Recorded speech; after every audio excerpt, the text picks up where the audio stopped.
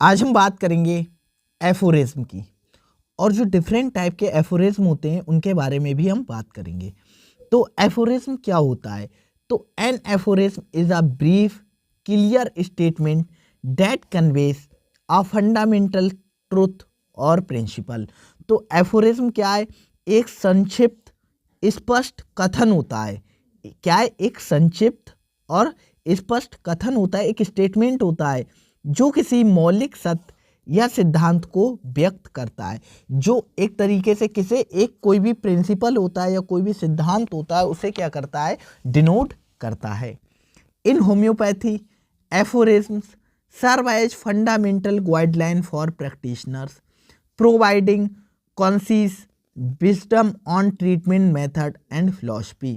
तो होम्योपैथी में एफोरिज्म चिकित्सकों के लिए बुनियादी मार्गदर्शन के रूप में काम करता है, मतलब एक पाथवे प्रोवाइड करता है।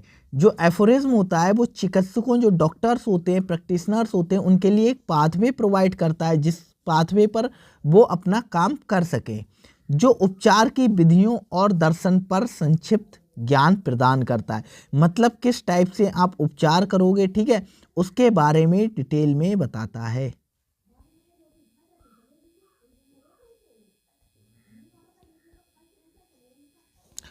एफोरिज्म, नेक्स्ट हम बात करते हैं एफोरिज्म 245 की।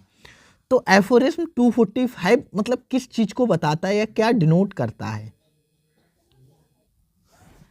Hahnemann emphasizes that true homeopathic cure should be achieved in a gentle और rapid manner.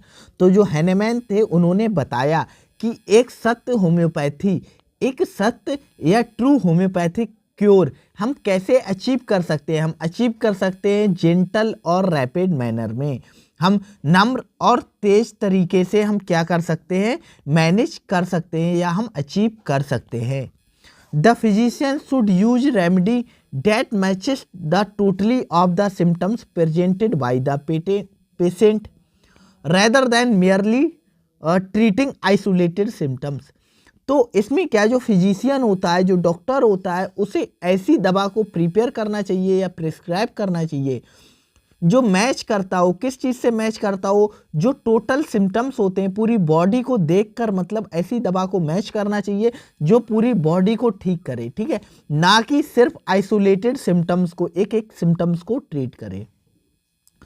The goal is restore the patient vital force. इसका रोल होता है कि जो वाइटल फोर्स होते हैं, ठीक है, वाइटल फोर्स को रिस्टोर करना, क्योंकि जो डिजीज़ होती है वो क्या होती है? वाइटल फोर्स के डिस्टरबेंस की वजह से क्या होता है? डिजीज़ होता है। तो इनका काम होता है, इनका गोल होता है कि जो वाइटल फोर्स होते हैं उन्हें रिस्टोर करें, नॉर्मल पोजिशन में लाएँ, नॉर्मल पोजिशन में लाएँ। तो हैनीमैन यह जोर देते हैं, इसे एम्फेसाइज करते हैं, ठीक है, इस चीज़ को, एक सच्चा होम्योपैथिक उपचार नम्र और तेज होना चाहिए। चिकित्सक को उस उपचार का चयन करना चाहिए, ऐसे उपचार का चयन करें जो रोगी के लक्षणों की कुलता, मतलब टोटली के अनुसार हो। सारे लक्षणों को देखकर उपचार तैयार करना चाहिए, ना कि केवल अलग अलग लक्षणों का इलाज करें। इसका उद्देश्य रोगी की जीवनीय शक्ति, जिसे वाइटल फोर्स कहते हैं, को संतुलन में लाकर ठीक करना होता है।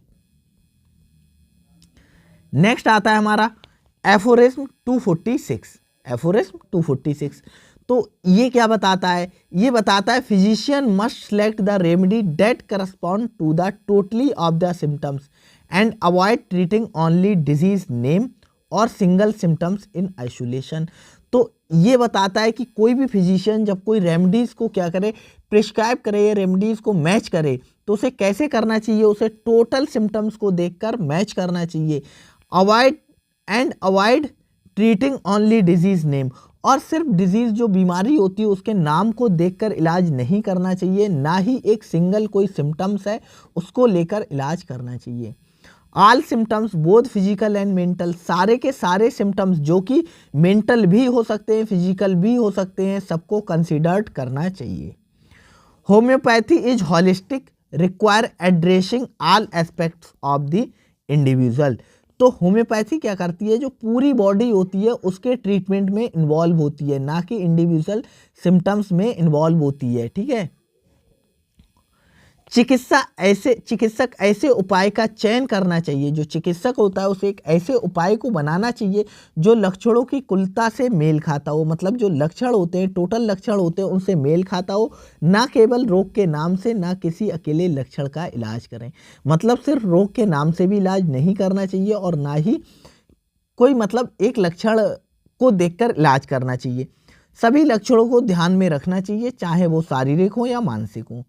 होम्योपैथी समग्र हॉलिस्टिक है और इसमें व्यक्ति की सभी पहलुओं का इलाज किया जाता है, कि सारे के सारे पहलू जो होते हैं उनका इलाज किया जाता है। एफोरिज्म 247। तो 247 क्या बताता है? तो physician is responsible for selecting the most appropriate remedy. तो जो फिजिशियन होता है वो रिस्पॉन्सिबल होता है, किस चीज़ की रिस्पॉन्सिबल होता है? कि सबसे अच्छी या सबसे अप्रोप्रिएट उस सिम्टम्स, जो सिम्टम्स पेशेंट को आ रहे हैं, जो लक्षण आ रहे हैं, उस लक्षण के हिसाब से जो सबसे अप्रोप्रिएट दवा है, जो सबसे अप्रोप्रिएट रेमेडी है, उसको क्या करे? सिलेक्ट करे बेस्ड ऑन सिम्टम्स नेचर। जो सिम्टम्स आ रहे हैं उनके नेचर के बेस पर और करेक्टरिस्टिक के बेस पर। हानेमैन asserts that symptoms totally is के। जो टोटल सिम्टम्स होते हैं वो एक के होती है, एक चाबी होती है। And remedy should be match this totally as closely as possible restore the balance. और जो रेमेडी हम तैयार कर रहे हैं वो क्या हो? इससे टोटली मैच खाना चाहिए। मतलब जो टोटल सिम्टम्स होते हैं उनसे मैच खाना चाहिए और इसका काम क्या हो? Restore balance. जो बैलेंस गड़बड़ हुआ है उसे क्या करना चाहिए? उसे रिस्टोर करना चाहिए। तो चिकित्सक को सभी उपयुक्त उपाय का चयन करना होता है जो लक्षणों की प्रकृति, विशेषताओं के आधार पर हो। हानेमैन यह कहते हैं कि लक्षणों की कुलता सबसे महत्वपूर्ण होती है। सबसे इंपॉर्टेंट क्या है? Total symptoms. और उपाय की इस कुलता के साथ जितना हो सके मेल खाना चाहिए, ठीक है, ताकि संतुलन वापस लाया जा सके। एफोरिज्म 248। तो once the correct remedy is found, जब हम एक करेक्ट रेमेडी को पा लेते हैं, ठीक है, it should be administered in a single dose. और इसको कैसे देना चाहिए? इसको बॉडी के अंदर देना चाहिए, एक सिंगल डोज में, एक सिंगल डोज देना चाहिए। Goal is stimulate the vital force. इस जो दवा है, इस रेमेडी, इसका गोल क्या होता है? इसका उद्देश्य होता है कि जो वाइटल फोर्स होते हैं उनको स्टिमुलेट करे और जो बॉडी की हील करने की पावर होती है, खुद को बॉडी की हील करने की पावर होती है, उसे क्या करे? इनेबल करे।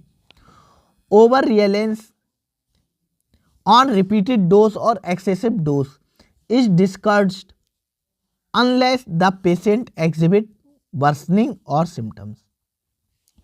तो मतलब अगर हम रिपीटेड डोजेस देंगे या हम क्या करेंगे? एक्सेसिव डोज करेंगे। हिंदी में पढ़ते हैं इसे, अच्छे से समझ आएगा। एक बार जब सही उपाय मिल जाए, जब सही उपाय एक बार मिल जाता है तो उसे एक ही खुराक में दिया जाना चाहिए, मतलब सिंगल डोज में दिया जाना चाहिए। उद्देश्य जीवनीय शक्ति को उत्तेजित करना और शरीर को स्वयं ठीक करने में सक्षम बनाता है। ये इसका गोल होता है, इसका उद्देश्य होता है। बार बार खुराक देने या अत्यधिक खुराक का उपयोग करने से बचना चाहिए। मतलब बार बार खुराक ना लें और ना ही मतलब ज़्यादा अमाउंट में खुराक लें, ताकि रोगी के लक्षण खराब ना होने लगें।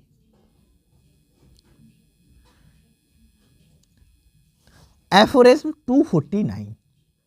तो ये बताता है जो पोटेंशी होती है, जिसे हम स्ट्रेंथ भी कहते हैं, ऑफ रेमेडी इज एसेंशियल। जो हम औषधि ले रहे हैं उसकी जो स्ट्रेंथ होती है, जो पोटेंशी होती है, वो महत्वपूर्ण हो जाती है।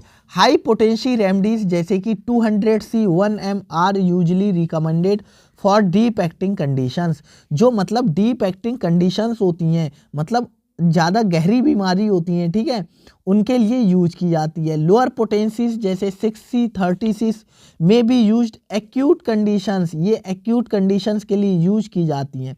But should still match the patient overall picture. लेकिन इन्हें जो पेशेंट होता है उसकी ओवरऑल पिक्चर से मैच करा लेना चाहिए। तो उपाय की क्या सिद्धता, पोटेंशी बहुत महत्वपूर्ण होती है। गहरे असर वाले रोगों के लिए उच्च पोटेंशी वाले उपाय जैसे कि 200C 1 mg की सिफारिश की जाती है, मतलब दी जाती हैं। तत्कालिक रोग मतलब जो एक्यूट कंडीशंस होती हैं उनके लिए निम्न पोटेंशीज का उपयोग किया जा सकता है, लेकिन यह भी रोगी के समग्र तस्वीर से मेल खाना चाहिए। मतलब जो पेशेंट है उसकी ओवरऑल एबिलिटी, मतलब उसके बॉडी स्ट्रेंथ से मैच कर लेना चाहिए। नेक्स्ट है एफोरिज्म 250। तो एफोरिज्म 250 में क्या आता है, correct dose of the remedy must be determined based on the patient sensitivity and severity of disease. तो हम कोई भी करेक्ट डोज है उसे कैसे देखते हैं, उसे हम डोज की मतलब कोई भी हमारी रेमेडी उसकी करेक्ट डोज हम देखते हैं कि जो पेशेंट है उस दवा के लिए कितना सेंसिटिव है। अगर दवा के लिए ज़्यादा सेंसिटिव है तो डोज हम कम देंगे, अगर कम सेंसिटिव है तो डोज ज़्यादा देंगे। एंड सीवियरिटी ऑफ डिजीज़, अगर जो डिजीज़ है ज़्यादा सीवियर है तो हम थोड़ी डोज को बढ़ा देंगे, अगर कम सीवियर है मतलब कम खतरनाक है तो डोज को कम कर सकते हैं। In some cases only minute doses are required and the remedy should be repeated sparingly. Hindi में पढ़ते हैं, उपाय की सही खुराक का निर्धारण रोगी की संवेदनशीलता और रोग की गंभीरता के आधार पर किया जाना चाहिए। कुछ मामलों में केवल सूक्ष्म खुराक की आवश्यकता होती है, एक माइन्यूट डोज की रिक्वायरमेंट होती है और उपाय को बहुत कम बार दोहराना पड़ता है, मतलब ज़्यादा बार देना नहीं पड़ता है।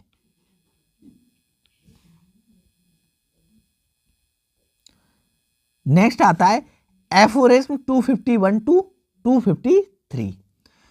इन homeopathic treatment should not only alleviated symptoms but should also promote long term healing targeting the underlying cause of the illness। तो जो होम्योपैथिक होता है, ठीक है, वो ऐसा नहीं है सिर्फ और सिर्फ जो सिम्टम्स होते हैं उनको ही दूर करता है, उनको ही दूर करता है। इसके साथ साथ ये क्या करता है, जो लॉन्ग टर्म लंबे टाइम तक हीलिंग प्रोवाइड करता है, ठीक है, और टारगेट करता है जो कॉज है डिजीज का, जो इलनेस का, बीमारी का कॉज है, उसे टारगेट करके ख़त्म करने का इसका काम होता है। Suppressing symptoms without curing of the disease can lead to disease manifestations in more severe और क्रोनिक फॉर्म लेटर। तो अगर सप्रेस कर दें हम सिम्टम्स को, जो सिम्टम्स होते हैं, लक्षण होते हैं, उन्हें सिम्टम्स को सप्रेस कर दें, कम कर दें, पर उनको क्योर ना करें, ठीक ना करें, डिजीज़ को ठीक ना करें, बस सिम्टम्स को कम कर दें, तो ये मतलब एक बहुत सीवियर मैनिफेस्टेशन, मतलब सीवियर बीमारी को आगे चल के कॉज कर सकता है या क्रोनिक फॉर्म में कन्वर्ट हो सकता है। तो होम्योपैथिक उपचार केवल लक्षणों को दूर करने के लिए नहीं बल्कि रोगों के मूल कारक को ठीक करने के लिए भी होना चाहिए। लक्षणों को दवा देने से इलाज नहीं होता है, इससे रोग बाद में और गंभीर रूप से प्रकट हो सकता है। एफोरिज्म 254। तो physician should be avoid medicating the patient with remedies. तो फिजिशियन को क्या करना चाहिए, अवॉइड करना चाहिए। किस चीज़ को अवॉइड करना चाहिए, medication with patient with remedies. कोई अदर मेडिकेशन ले रहा है, वो कोई और दवा ले रहा है तो उसे रेमेडीज के साथ that are not related to the patient symptoms और माइट सप्रेस द सिम्टम्स। एक सेकेंड और फिर से एक बार पढ़ते हैं इसे। तो physician should be avoid medicating the patient with remedies that are not related to the patient symptoms or might suppress the symptoms causing more harm in the long term। तो जो फिजिशियन होता है उसे ऐसी दवा को अवॉइड करना चाहिए, ठीक है, ऐसी दवा को अवॉइड करना चाहिए जो पेशेंट की सिम्टम्स, जो पेशेंट के सिम्टम्स होते हैं, ठीक है, टोटल सिम्टम्स होते हैं, उससे रिलेटेड ना हो, और उसको भी अवॉइड करना चाहिए जो सिम्टम्स को सप्रेस कर देती हो। अगर सब सिम्टम्स को सप्रेस कर देगी तो जो डिजीज़ होगी वो आगे चल के क्रोनिक फॉर्म में कन्वर्ट हो जाएगी। Suppression lead to the persistent और एग्रीवेशन द डिजीज़। अगर हम सप्रेस कर देंगे तो डिजीज़ या तो क्रोनिक हो जाएगी या बहुत ज़्यादा खतरनाक होकर दोबारा बाहर आएगी। तो चिकित्सक को उन उपायों से बचना चाहिए जो रोगी के लक्षणों से संबंधित नहीं है या जो लक्षणों को दबा सकते हैं, क्योंकि इससे बाद में और अधिक हानि हो सकती है। दबाव सप्रेशन से रोगी की स्थिति बनी रहती है, मतलब रोग की स्थिति तो बनी रहेगी और या तो ये बढ़ सकती है। Aphorism 255। Properly chosen remedies will improve the general state of health, will bring the patient back to the state equilibrium। Hindi में पढ़ते हैं, थोड़ा इंग्लिश वाले आप एक बार थोड़ा देख लेना, हिंदी में देखो पढ़कर बताते हैं अच्छे से। सही तरीके से चयनित उपाय रोगी की सामान्य स्थिति में सुधार करेगा। अगर हमने बिल्कुल करेक्ट जो रेमेडी है या जो उपाय है, ठीक है, अगर वो हमने चूज किया है, ठीक है, तो जो रोगी होती है उसकी जो सामान्य स्थिति होती है, जो उसकी इस समय स्थिति है, उसमें क्या करेगा, सुधार करेगा, इम्प्रूवमेंट करेगा और उसे संतुलन की स्थिति में वापस लाएगा, मतलब नॉर्मल स्टेट में या बैलेंस स्टेट में या स्टेट ऑफ इक्विलिब्रियम में वापस लाएगा। लक्षणों को धीरे धीरे कम किया जाना चाहिए, एक साथ कम नहीं कर देना चाहिए, तेजी से धीरे धीरे कम करना चाहिए और रोगी को स्वस्थ की ओर वापस लाना चाहिए और जो रोगी होता है उसे स्वास्थ्य की ओर क्या वापस लाना चाहिए। चिकित्सक को रोगी की समग्र प्रगति पर निरंतर ध्यान रखना चाहिए। जो भी चिकित्सक होता है, ठीक है, उसे जो पेशेंट होता है उसकी हॉलिस्टिक जो प्रगति होती है, ठीक है, उसकी ओवरऑल जो एक तरीके से प्रोग्रेस होती है, ठीक है, ओवरऑल उसकी प्रोग्रेस होती है, उस पर निरंतर ध्यान रखना चाहिए और उपचार को आवश्यकता अनुसार समायोजित करना चाहिए और जो उपचार होता है उसके मतलब आवश्यकता, जैसी आवश्यकता है, डोज को कम करना है, बढ़ाना है, ये सब चीज़ें क्या ध्यान में रखनी चाहिए। ये एफोरिज्म 255 है। नेक्स्ट आता है aphorism 256। Homeopathic remedies when used correctly should provide an improvement in the patient general health. तो जब होम्योपैथिक जो रेमेडी होती है, जो औषधि होती है, करेक्टली यूज की जाए, मतलब सही तरीके से यूज की जाए, तो ये इम्प्रूव करती है पेशेंट की जनरल हेल्थ को, पेशेंट की जो हेल्थ होती है उसको इम्प्रूव करती है। Removing both physical and mental symptoms, जो फिजिकल एंड मेंटल लक्षण होते हैं उन्हें क्या करती है, इम्प्रूव करती है, रिमूव करती है। These improvement will be permanent if the treatment is correct. अगर करेक्ट ट्रीटमेंट किया गया है तो ये जो इम्प्रूवमेंट होगा वो परमानेंट होगा। जब होम्योपैथिक उपाय को सही ढंग से इस्तेमाल किए जाते हैं तो वे रोगी के सामान्य स्वास्थ्य में सुधार करते हैं, शारीरिक और मानसिक लक्षणों को दूर करते हैं। अगर उपचार सही है तो सुधार स्थायी होंगे, मतलब परमानेंट होंगे। Aphorism 257। The homeopathic treatment of chronic diseases is particularly important. तो होम्योपैथ में जो ट्रीटमेंट होता है, क्रोनिक डिजीजेज होती हैं, जो लंबे समय तक दीर्घकालिक बीमारियां होती हैं, उनके लिए पर्टिकुलरली बहुत इंपॉर्टेंट होता है। It involve addressing the root of cause. ये क्या करता है, एड्रेस करता है, ठीक है, ये एक तरीके से जो जड़ होती है बीमारी की उसे क्या करता है, खत्म करने में इन्वॉल्व होता है, एड्रेस करता है, ठीक है। इंक्लूडिंग मैस्म, तो underlying disease tendencies. The treatment must be done with patient and care should be focus on the vital force, और जो केयर होगी वो वाइटल फोर्स पर डिपेंड करेगी या उसको देखकर करना चाहिए। तो होम्योपैथिक उपचार में क्रोनिक रोगों या दीर्घकालिक रोगों का विशेष महत्व है और यह मियास्म को संबोधित करने की आवश्यकता होती है। उपचार को धैर्य और देखभाल के साथ किया जाना चाहिए और यह जीवनीय शक्ति जो वाइटल फोर्स है पर ध्यान केंद्रित करना चाहिए, मतलब वाइटल फोर्स को करेक्ट करना चाहिए या हमें रिस्टोर करना चाहिए। Aphorism 258 to 260। तो Hahnemann discusses how the homeopathic physician must accurately determine when the correct remedy has been given. तो जो होम्योपैथिक फिजिशियन है, हनीमैन ने बताया कि कोई भी होम्योपैथिक फिजिशियन है तो वो कैसे डिटरमाइन करेगा कि करेक्ट रेमेडी दी गई है या नहीं दी गई है। आफ्टर गिविंग रेमेडी, दवा को देने के बाद physician must observe the patient response to ensure that improving और डेट नो एग्रीवेशन और new symptoms are being produced unnecessarily.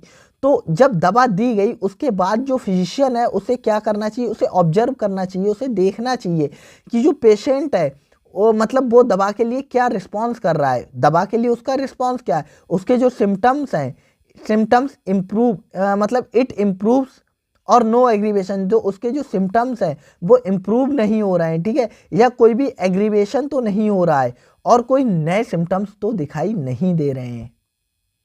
तो हनीमैन यह चर्चा करते हैं कि एक होम्योपैथिक चिकित्सक को यह सही ढंग से पहचानना चाहिए कि उपाय कब दिया गया है या सही दिया गया है। उपाय को देने के बाद चिकित्सक को रोगी की प्रतिक्रिया का निरीक्षण करना चाहिए ताकि यह सुनिश्चित किया जा सके कि उपचार लाभकारी है या आकस्मिक स्थिति या नए लक्षणों को उत्पन्न तो नहीं, मतलब नए लक्षण तो उत्पन्न नहीं हो रहे हैं। Aphorism 261 to 265। These aphorism focus on treating chronic disease. तो ये एफोरिज्म में किसके बारे में बताया गया है? इसमें बताया गया है कि क्रोनिक डिजीज को कैसे ट्रीट करना है by understanding and addressing the underlying माइसिस। तो एफोरिज्म में इसमें बताया गया है कि क्रोनिक रोगों का उपचार करते समय मियाज्मों को समझना और संबोधित करना कितना महत्वपूर्ण हो जाता है। मियाज्म वह क्या अंतर्निहित बीमारी है जो व्यक्ति को कुछ विशेष परिस्थितियों के लिए प्रवृत्त करती है। मियाज्म की पहचान करके चिकित्सा रोग को प्रभावी ढंग से हम इलाज कर सकते हैं या ठीक कर सकते हैं और स्थायी परिणाम सुनिश्चित कर सकते हैं। तो इसमें क्या है, जो एफोरिज्म 261 से 265 के बारे में क्रोनिक डिजीज के बारे में बताया गया है, इसमें बताया गया है मियाज्म से रिलेटेड इसमें बताया गया है।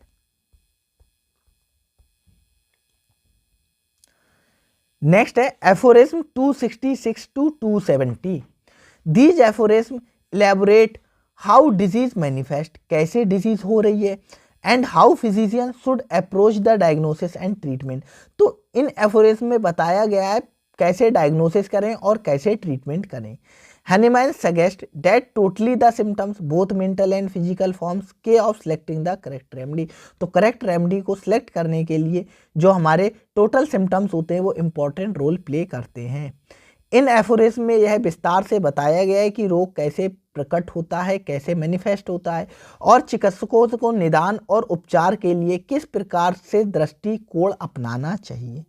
हनीमैन यह मानते हैं कि लक्षणों की कुल्लता सबसे महत्वपूर्ण है, सही उपाय के चयन करने की यह एक कुंजी है, मतलब सही उपाय हम कैसे चयन कर पाए। Aphorism 271 to 275। तो Hahnemann emphasize the importance of listening to the patient and getting complete history of the disease. तो जो हनीमैन है वो किस चीज़ के ज़्यादा मतलब जोर देते हैं, ठीक है, वो जोर देते हैं कि तुम एक लिस्ट बनाओ, इम्पॉर्टेंट लिस्ट करो, ठीक है, importance of the patient and getting complete history. तो पेशेंट की आपको कंप्लीट हिस्ट्री लेना चाहिए कि उसकी डिजीज़ कब हुई है, कैसे हुई है, कितने दिन से है, कहाँ दर्द हो रहा है, कहाँ नहीं हो रहा है, कैसे ठीक हो रही है या नहीं हो रही है, इन सारी चीज़ों को अच्छे से हिस्ट्री लेना चाहिए।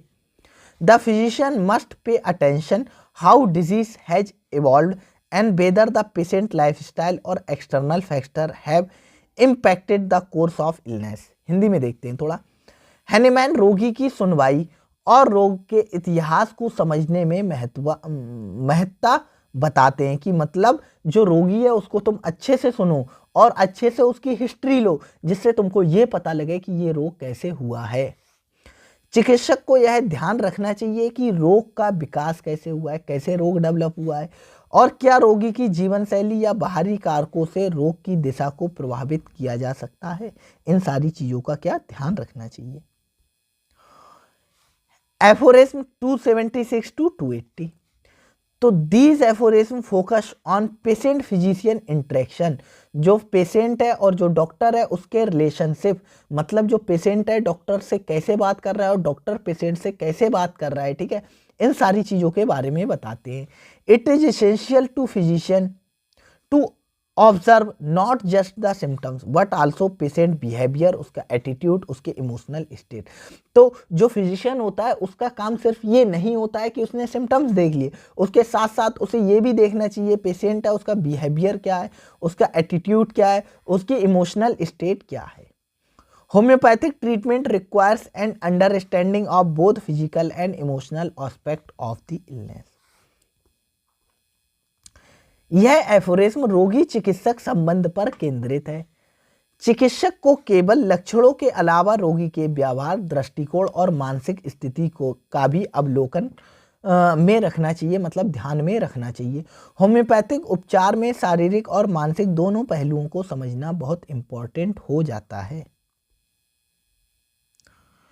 Aphorism 281 to 285। तो Hahnemann elaborates on the physician responsibility to avoid mistake in diagnosis and treatment. तो हैनेमैन इसमें मतलब इन एफोरिज्म में क्या बताते हैं कि जो फिजिशियन है उसकी रिस्पॉन्सिबिलिटी है कि वो कोई भी मिस्टेक, कोई भी गलती ना करे जब पेशेंट की डायग्नोसिस करता हो, डिजीज का पता लगाता हो और ट्रीटमेंट करता हो। The use of inappropriate remedy और ट्रीटमेंट कैन कॉज हार्म और एग्रीवेशन ऑफ सिम्टम्स। अगर हम गलत दवा दे देंगे, ठीक है, अगर गलत रेमेडीज दे देंगे या गलत ट्रीटमेंट दे देंगे तो जो सिम्टम्स हैं, ठीक है, वो बढ़ सकते हैं या बॉडी को और कोई हार्म या नुकसान हो सकता है। The physician must remain open minded. दो फिजिशियन है उसे खुले माइंड से, ठीक है, ओपन माइंड से काम करना चाहिए। ऑब्जर्वेंट, अच्छे से ऑब्जर्व करना चाहिए। विलिंग टू एडजस्ट ट्रीटमेंट, ठीक है, according to the patient response. तो हैनेमैन चिकित्सकों की जिम्मेदारी पर चर्चा करते हैं कि चिकित्सक है उसकी क्या जिम्मेदारी होती है। उसे निदान और उपचार में गलतियों से बचना चाहिए, कोई भी गलती ना करे। अनुचित उपायों या उपचारों का उपयोग लक्षणों को बढ़ने और गलत तरीके से उपचार करने का कारण बन सकता है। चिकित्सक को खुले दिमाग से सतर्क रहते हुए और रोगी की प्रतिक्रिया के अनुसार उपचार को समयोजित करना चाहिए। ठीक है, तो आज की वीडियो में इतना ही था। हमने एफोरिज्म को कंप्लीट कर लिया है। आपके सिलेबस में इतने ही एफोरिज्म दिए गए हैं, तो आपके सिलेबस के अकॉर्डिंग हमने सारे एफोरिज्म तैयार करा दिए हैं। ठीक है, तो आप अपनी पढ़ाई आशा करता हूँ कि आप लोग अच्छे से करते होंगे। और एक चीज़, हाँ, आप लोग वीडियो नहीं देख रहे हो, ये चीज़ मैं पता है, जब मैं पढ़ाई करता था तो मैं एक वीडियो को 10 से 20 बार देख लेता था। 10 से 20 बार एक एक चैप्टर की वीडियो में देख लेता था, और वीडियो में देखता था इंटू 3.5x की स्पीड पर, 3x या 3.5x की स्पीड पर, मतलब 3 गुना स्पीड बढ़ाकर या 3.5 गुना स्पीड बढ़ाकर लेक्चर को देखता था। जो मेरा लेक्चर था 60 मिनट का लेक्चर होता था, ठीक है, वो लेक्चर मेरा कितने में ख़त्म हो जाता था? वो हो जाता था मेरा 10 तो नहीं, 20 मिनट में मेरा ख़त्म हो जाता है। 3x की स्पीड में 20 मिनट। जो 30 मिनट का लेक्चर होता था वो मेरा 10 मिनट में कंप्लीट हो जाता था। 10 मिनट में हम पूरे नोट्स को नहीं पढ़ पाएंगे, लेकिन हम 10 मिनट में अगर स्पीड बढ़ाकर वीडियो देख लेंगे तो हम ज़्यादा रिटेन कर पाएंगे। और कुछ लोग हैं जो हम क्वेश्चंस करा रहे हैं उनकी भी वीडियोस नहीं देख रहे हैं, बहुत कम लोग वीडियोस देख रहे हैं। ठीक है, तो आप थोड़ा इन चीज़ों का ध्यान रखें, वीडियोस को देखें, स्पीड बढ़ाकर देखें। इससे क्या होगा, सिर्फ बुक पढ़ने से कुछ नहीं होगा, आपको समझ आना चाहिए। अगर समझ एक बार आ गया है तो आप क्वेश्चंस को इजीली सॉल्व कर लोगे। तो आज की वीडियो में इतना ही था। Thank you.